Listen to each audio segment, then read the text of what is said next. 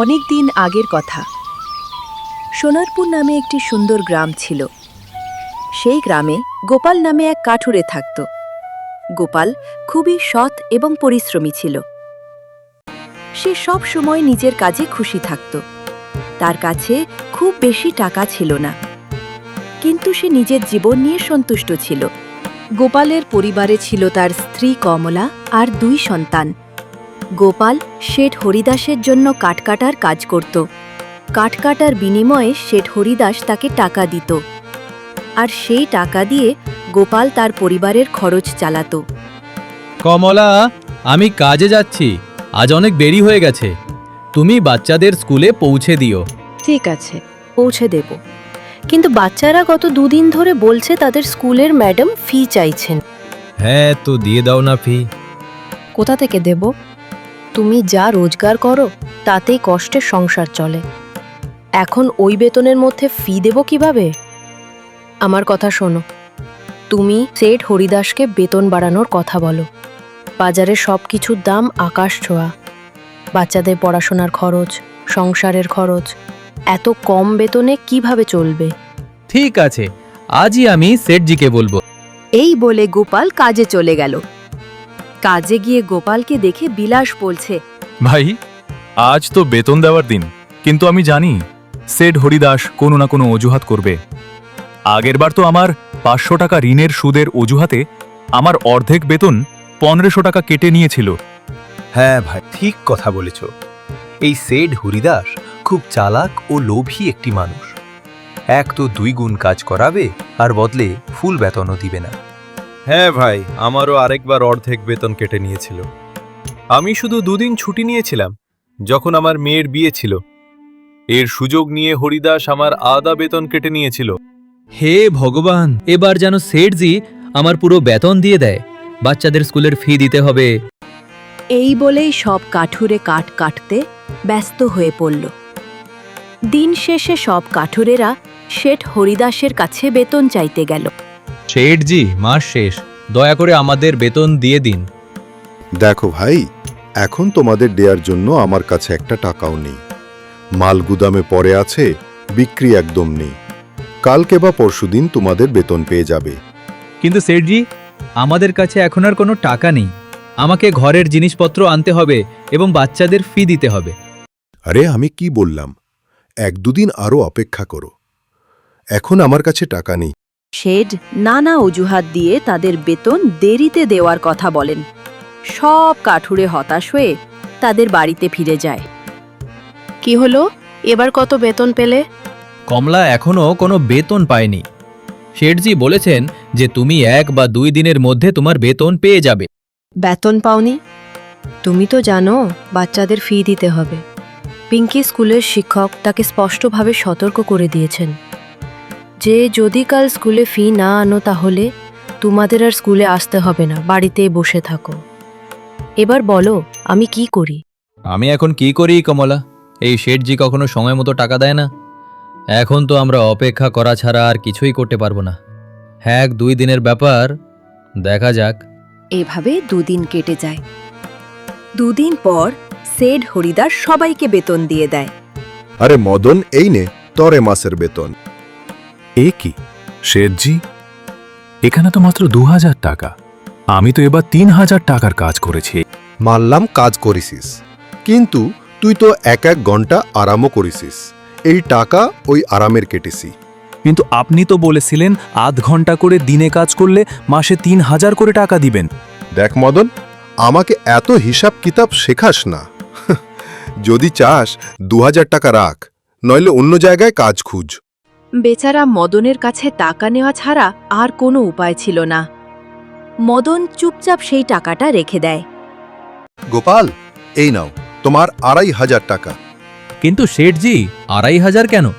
আমি তো কোনো ছুটি নিইনি, আর কোনো বিশ্রামও নিইনি। আমি আমার কাজ সময় মতো করেছি। হ্যাঁ, সময় মতে তো করেছো, কিন্তু এই সময় বাজারে কাঠের দাম অনেক কমে গেছে। এর ফলে তুমিও কম বেতন পাবে। যতক্ষণ না কাঠের দাম বাড়বে, তুমি এরকমই বেতন পাবে। কিন্তু সেঠজি কথা তো 3000-এর ছিল, তাই না?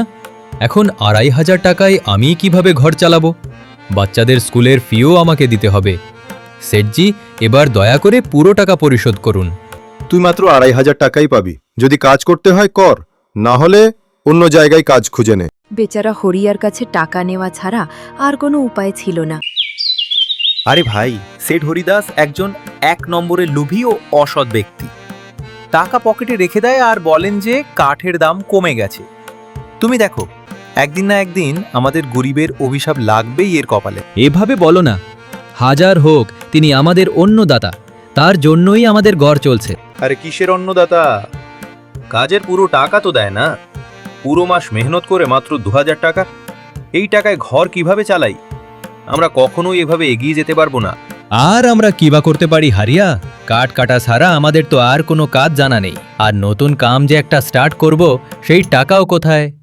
এখন যাই হোক না কেন, সেট হরিদাসই আমাদের ভরসা, তাই না? কিছুক্ষণ কথা বলার পর সবাই যার যার ঘরে ফিরে যায়। তুমি এসেছো? তা কত বেতন পেলে? এইবার সেটজি মাত্র 2000 টাকা দিল। মাত্র 2000? এতে সংসার চলবে কিভাবে? বাচ্চাদের ফিতেই তো 500 টাকা চলে যাবে, আর বাকি 1500 টাকায় আমি কি করব? এখন আমি কি বলবো? তোমাকে এটা দিয়েই সংসার সামলাতে হবে। প্রথমে তুমি বাচ্চাদের ফি পরিশোধ করো, তারপর বাকিটা আমি দেখব। কি দেখবে? পুরো টাকা তো চেয়ে আনতে পারলে না। না কমলা, আমি সেটজির কাছে পুরো টাকা চেয়েছিলাম, কিন্তু সেটজি স্পষ্টভাবে প্রত্যাখ্যান করলেন। সেটজি বললেন, যদি তুমি এই টাকা নিতে চাও তাহলে নেও, নইলে এখান থেকে চলে যাও। আমি ভাবছি সেট হরিদাসের ওখানে কাজ শেষ করে অন্য জায়গায়ও কাজ করব, এতে আরও কিছু আয় হবে। আমি আজই সেটজির বাড়িতে কাজ করার পর অন্য কোনো জায়গায় কাজ খুঁজতে যাব। এই বলে গোপাল কাজে চলে যায়। যেমনটা সে বলেছিল, সেটজি বাড়িতে কাজ করার পর সে অন্য কোথাও কাজ খুঁজতে যায়। গোপাল পুরো গ্রামে কাজের খোঁজ করে। সে দোকানে দোকানে যায় এবং মানুষের কাছ থেকে কাজ চায়। সারা গ্রামে ঘুরেও সে কোনো কাজ পায় না। শেষ পর্যন্ত গোপাল ক্লান্ত হয়ে পড়ে এবং ফিরে যেতে শুরু করে। ফেরার পথে সে লক্ষ্য করে একদল শিয়াল তার দিকে দৌড়ে আসছে। সেটা দেখে ভয়ে সে এদিক ওদিক তাকাতেই দেখতে পায় একটি গুহা। সে দৌড়ে গুহায় প্রবেশ করে এবং নিজেকে লুকিয়ে রাখে। যখন শিয়ালের ঝাঁক সেখান থেকে চলে যায়, তখন তার শরীরে যেন নতুন করে প্রাণ ফিরে পায়। হে ঈশ্বর, আজ আমি অল্পের জন্য বেঁচে গেলাম। এই শিয়ালগুলো তো আজ আমাকে ছিঁড়ে কামড়ে খেয়ে নিত, কিন্তু আমি এটা কোথায় এসে পড়লাম?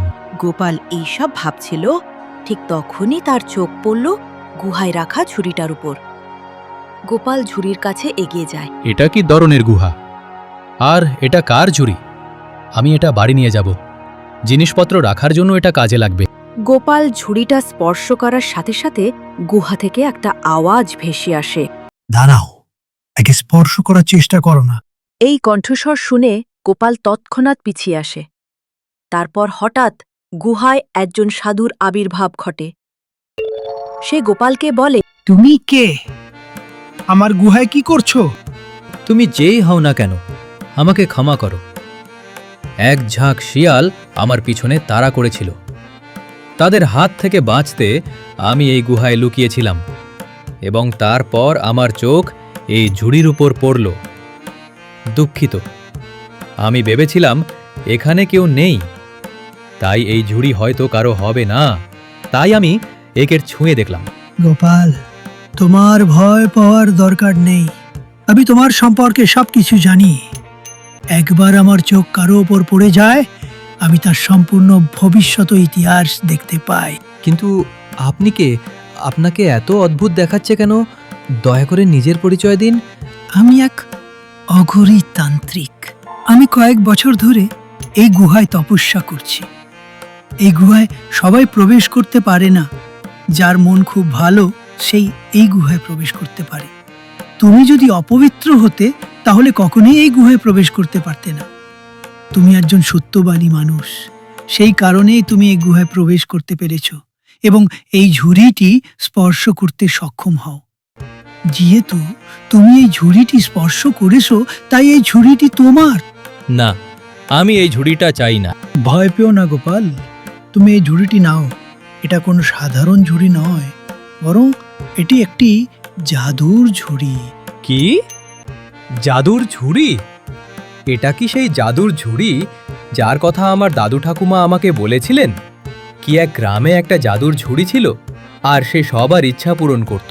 হ্যাঁ গোপাল, এটা সেই জাদুর ঝুড়ি। এখন তুমি এই ঝুড়ির মালিক। এটি ব্যবহার করে তুমি তোমার অবস্থার উন্নতি করতে পারবে। কিন্তু এটা মনে রেখো, এই ঝুড়িতে তুমি যে জিনিসই রাখো না কেন, তোমাকে বারবার এই ঝুড়িতে সেই জিনিসটি রাখতে হবে। এছাড়া তুমি এই ঝুড়িতে আর কিছু রাখতে পারবে না। যদি তুমি এটা করো, তাহলে তোমাকে এর পরিণতি ভোগ করতে হবে। আমার এই কথাটা সব সময় মনে রেখো এবং চিন্তা ভাবনা করে, লোভ না করে সেই জিনিসটি রাখবে যেটা তোমার খুব প্রয়োজনীয়। গোপাল ঝুড়িটা নিয়ে বাড়ি ফিরে আসে। কমলা, দেখো আমি কি এনেছি। কি এনেছো? শুধু এই ঝুড়িটা? প্রথমে বলো, তুমি কাজ খুঁজতে গিয়েছিলে তাই না? তাহলে তুমি কি অন্য কোনো কাজ পেয়েছো নাকি? না কমলা, আমার কথাটা পুরোপুরি শোনো। এটা কোনো সাধারণ ঝুড়ি নয়, এটা একটা জাদুর ঝুড়ি। গোপাল কমলাকে পুরো ঘটনাটি খুলে বলে, যা তার সাথে ঘটেছে। ঠিক আছে, তুমি কি বলতে চাইছো এই ঝুড়িতে এরকম কিছু রাখা দরকার যেটা আমাদের খুব প্রয়োজন? হ্যাঁ কমলা, এতে কিছু রাখার আগে আমাদের সাবধানে ভাবতে হবে। গোপাল অনেক সময় ভাবনা চিন্তা করে এবং তারপর ওর চোখ হঠাৎ ঘরে রাখা কাঠগুলোর দিকে পড়ে। কমলা, তোমার কি মনে আছে একবার আমি যখন কাঠ কাটতে জঙ্গল গিয়েছিলাম, তখন আমি একটি চন্দন কাঠ পেয়েছিলাম। আমি সেটা এনে তোমাকে দিয়েছিলাম। হ্যাঁ, দিয়েছিলে। তাহলে তুমি এখন কাঠটি এনে দাও। আমরা শুধু চন্দন কাঠগুলি এতে ডালবো, আর আমরা সেই কাঠ দিয়ে আমাদের নিজস্ব ব্যবসা শুরু করব। কমলা চন্দন কাঠগুলি নিয়ে আসে এবং ঝুড়িতে রাখে। যখনই সে চন্দন কাঠগুলি ওতে দেয়, তখনই ওখানে অনেকগুলো চন্দন কাঠ বেরিয়ে আসে। আরে, এটা তো একটা অলৌকিক ঘটনা। এই দেখো, কতগুলো চন্দনের কাঠ হয়ে গেল। তুমি যদি এগুলো বিক্রি করো, তাহলে আমরা অনেক টাকা পাবো। আমি কাল সকালেই এইগুলোকে নিয়ে বাজারে যাব, আর আমরা যে টাকা পাবো তা দিয়ে পিঙ্কি আর মনোর স্কুল ফি দিব, আর বাকি বাঁচা টাকাগুলো নিরাপদে রেখে দিব। পরের দিন গোপাল শেঠ হরিদাসের বাড়িতে কাজ করার পরিবর্তে চন্দন কাঠ বিক্রি করতে বাজারের দিকে বেরিয়ে গেল। সেখানে গোপাল খুব কম দামে চন্দন কাঠগুলো বিক্রি করল, যার কারণে সাধারণ মানুষের সাথে সাথে বড় বড় ব্যবসায়ীরাও গোপালের কাছ থেকে চন্দন কাঠ কিনল। চন্দন কাঠ বিক্রি করে গোপাল অনেক টাকা পায় এবং টাকা নিয়ে সে বাড়ি চলে আসে। এই দেখো কমলা, চন্দন কাঠগুলো বিক্রি করে আমি কত টাকা পেয়েছি। এই নাও টাকা, এইগুলো দিয়ে কাল বাচ্চাদের স্কুল ফি দিবে। ঠিক আছে, আমি এখন কাজে যাব। কিন্তু তোমার কাছে তো এখন জাদুর ঝুড়ি আছে, তাহলে সেড হরিদাসের ওখানে কাজ করার জন্য দরকার কি? হ্যাঁ কমলা, আমি শেঠ হরিদাসের ওখানে কাজ করব না, বরং অন্যান্য কাঠুরেরা যারা সেখানে কাজ করছে, আমি তাদের এই খুশির খবর দিতে যাচ্ছি। কারণ শেঠ হরিদাসীর সেই কাঠুরিয়াও আমার সাথে সাথে খুব মন খারাপ ছিল। তাহলে যদি আমার কিছু ভালো হয়, আমি কেন তাদেরও ভালো করব না?